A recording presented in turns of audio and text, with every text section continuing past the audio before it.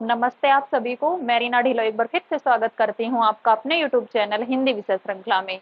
तो भाई आज मैं आपको पढ़ाने वाली हूँ पेपर फर्स्ट के अंतर्गत जो हमारी शिक्षण अभिक्षमता वाली यूनिट है, उसके अंतर्गत जो शिक्षण विधियों से प्रश्न पूछे जाते हैं उनके बारे में। ठीक है, तो आज हम पढ़ने वाले हैं शिक्षण विधियां, कि भाई एक टीचर जब बच्चों को पढ़ाता है तो वह किन किन विधियों का प्रयोग करता है। और मान लीजिए कि एक बच्चे को एक विधि के द्वारा समझ में नहीं आ रहा है, तो टीचर किसी दूसरी विधि के द्वारा उसे समझाने का प्रयास करेगा। तो सबसे पहले और सबसे जो प्राचीन विधि है उसका नाम है व्याख्यान विधि।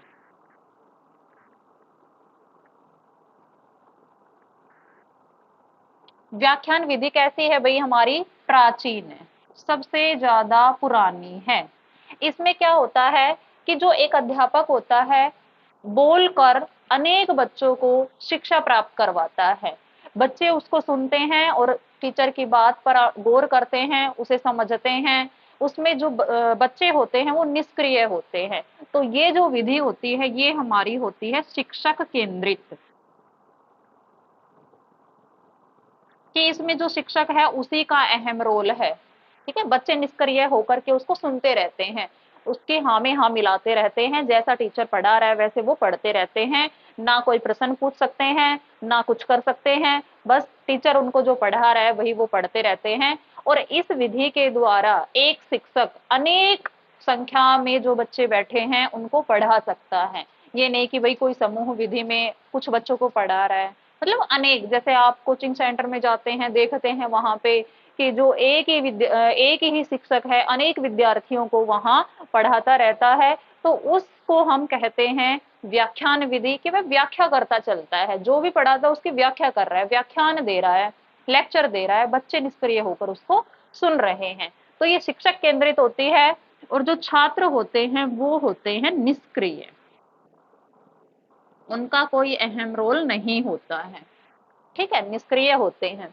अगली जो हमारी विधि आती है उसका नाम है मस्तिष्क झंझावती।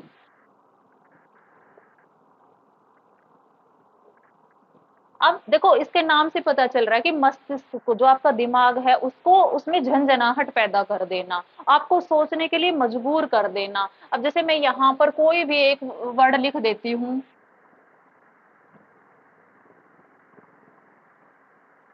अब मैं आपसे पूछूं कि बच्चों बताओ इसका क्या अर्थ होगा, तो इसका कोई भी अर्थ नहीं होगा, क्योंकि ये एक निरर्थक शब्द है, इसका कोई अर्थ निकलता ही नहीं है। निरर्थक शब्द है तो आप इसको दिमाग पर जोर डालेंगे, सोचने का प्रयास करोगे कि भाई इसको हम अपने फोन से गूगल से देख लेते हैं इसका क्या अर्थ होगा। तो आप क्या कर रहे हैं, इस शब्द के ऊपर एकाग्रचित हो गए हैं, आपने अपना पूरा ध्यान इस पर लगा दिया है। जैसे कई बार आपसे प्रश्न पूछ लिए जाते हैं, मतलब उनका जो उत्तर है वो अलग ही तरीके से होता है। जैसे एक प्रश्न मैं आपसे पूछती हूँ कि 25 में क्या घटाए कि वो 50 बन जाए, तो इसका उत्तर आप मुझे देंगे, कमेंट में बताएंगे, और नहीं बता पाएंगे तो मेरी जो अगली वीडियो है उनमें मैं आपको बताऊंगी कि 25 में ऐसा क्या घटाएंगे कि वो 50 बन जाए। तो ये एक मस्तिष्क झंझावती का ही उदाहरण है विधि का। तो देख लेते हैं भाई इसमें क्या होता है, बच्चे क्या करते हैं, एकाग्रचित हो जाते हैं, उनका पूरा ध्यान उसी प्रश्न पर आकर टिक जाता है, एकाग्रचित हो जाते हैं, उनकी रचनात्मकता का विकास होता है, तथा साथ ही संज्ञानात्मकता का भी विकास होता है। और इसमें जो छात्र होते हैं वो सक्रिय होते हैं। ठीक है, तो ये हो गई हमारी मस्तिष्क झंझावती। अब देखते हैं हमारी परियोजना विधि, नंबर 3 पर आती है परियोजना विधि। इसमें क्या होगा कि बच्चों को कुछ करके सिखाया जाएगा। जैसे मान लीजिए बच्चों को गांव में भेजा जा रहा है और ये पता लगा के आओ, टीचर ने उनसे कहा है कि इस गांव में कितने प्रतिशत लोग हैं वो अनपढ़ हैं।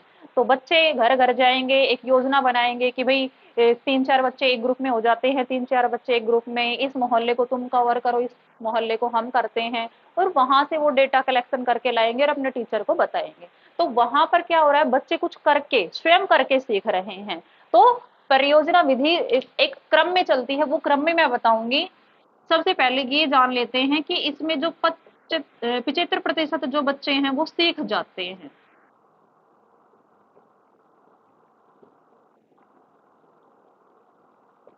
करके सीखना,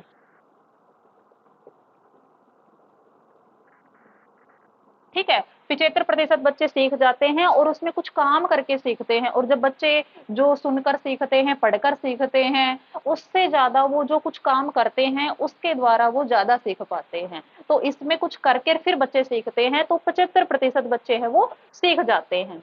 इसके बाद में हम देखते हैं इसका क्रम, कि ये जो परियोजना विधि होती है ये किस क्रम में चलती है। तो सबसे पहले आएगा इसमें स्थिति निर्धारण,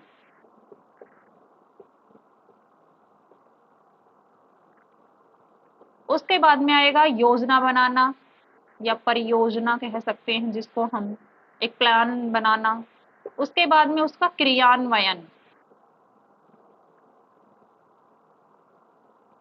उसके बाद में उसका निरीक्षण, कि जब आप टीचर को, जब अपने जो काम करके लाए हैं वो दिखाते हैं तो टीचर निरीक्षण करता है। और फिर वो मूल्यांकन देखता है कि आप सही करके लाए हैं या गलत, और लास्ट में अपनी रिपोर्ट देता है। तो परियोजना विधि के अंतर्गत जो ये अनुक्रम आते हैं, इनको आप क्रम वाइज याद कर ले, बहुत ज्यादा आपके लिए फायदा होगा। अन्यथा अगर आप इनको आगे पीछे याद करेंगे तो इसका कोई औचित्य रहेगा नहीं। तो परियोजना विधि में कुछ करके सीखा जाता है और ज्यादातर बच्चे इसमें सीख जाते हैं।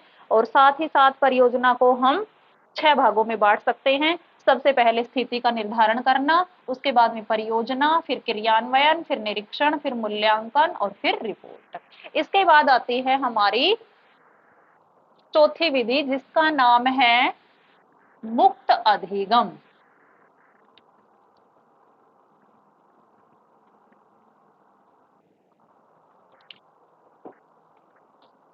फोर्थ नंबर की जो हमारी विधि है उसका नाम है मुक्त अधिगम विधि।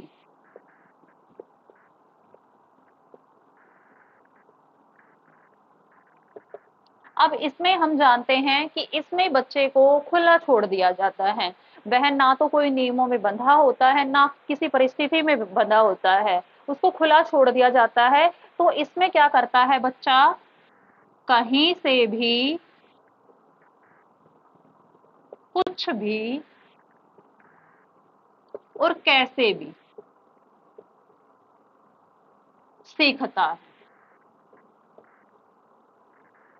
ठीक है, कि इसमें बच्चा क्या करता है, कहीं से भी कुछ भी और कैसे भी सीखता है। वह अपने ऊपर स्व केंद्रित होता है, अपना जो आत्मा का आकलन करता है, स्व मूल्यांकन करता है। क्या करता है, स्व केंद्रित। स्व आकलन कह लो, स्व मूल्यांकन कह लो, एक ही बात है।